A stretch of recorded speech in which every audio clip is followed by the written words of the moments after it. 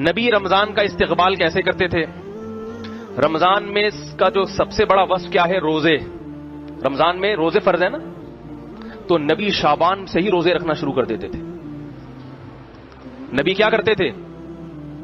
جتنے روزے آپ صلی اللہ علیہ وسلم شعبان کے مہینے میں رکھتے تھے اتنے روزے کسی اور سال میں کسی اور مہینے نہیں رکھتے تھے.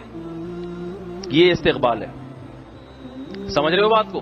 تاکہ اپنے آپ کو اس کے لیے پہلے سے تیار کر لیں. ہم نہیں رکھتے شعبان میں روزے. اور یہ نبی کی شفقت کہ امت خود کیا کیا آپ صلی اللہ علیہ وسلم نے شعبان کے روزے رکھے کثرت سے، مگر امت کو کہا کہ نصف شعبان کے بعد روزے مت رکھو. کیوں؟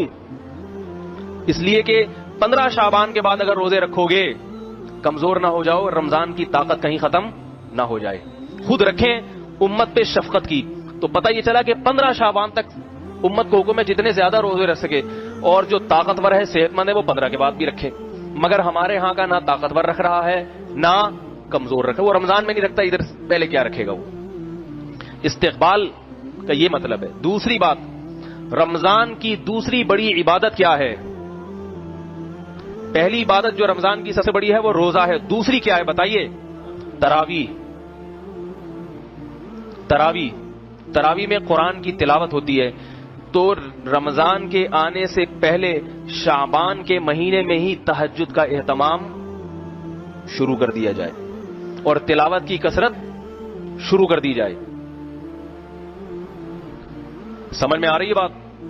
تیسری بات، رمضان کا مہینہ اللہ نے ہم پہ فرض اس لیے کیا تاکہ ہم سے گناہ چھوٹ جائیں.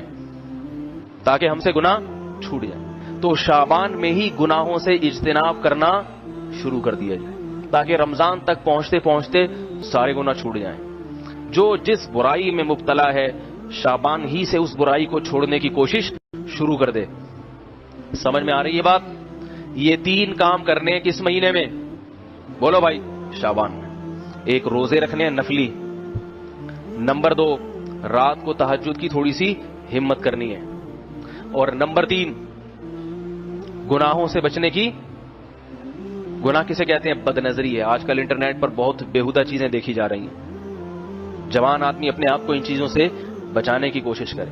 ماں باپ کی نافرمانی بہت ہو رہی ہے گھروں میں، باپ کا احترام ہی نکل گیا ہے. ماں کا تو پھر بھی تھوڑا سا کر لیتے ہیں کیونکہ ماں جو ہے نا آگے سے وہ بیچاری کمزور ہوتی ہے، ڈرتی ہے اولاد کے سامنے. باپ چونکہ جواب دیتا ہے تو پھر یہ آگے سے ڈبل بھر کے اس کو جواب دیتے ہیں. اس لیے باپ کا احترام ذرا مشکل ہوتا ہے کیونکہ باپ سنا دیتا ہے کھری کھری، تو آپ میں برداشت ہے نہیں، آپ اس سے زیادہ کھری کھری سنا دیں گے اس کو. تو ابھی سے کنٹرول کریں. یہ یقین کر لیں کہ یہ میرا باپ ہے، اس کی پیشانی پر اگر میں نے محبت کی نگاہ ڈالی 1 حج اور عمرے کا ثواب ملے گا.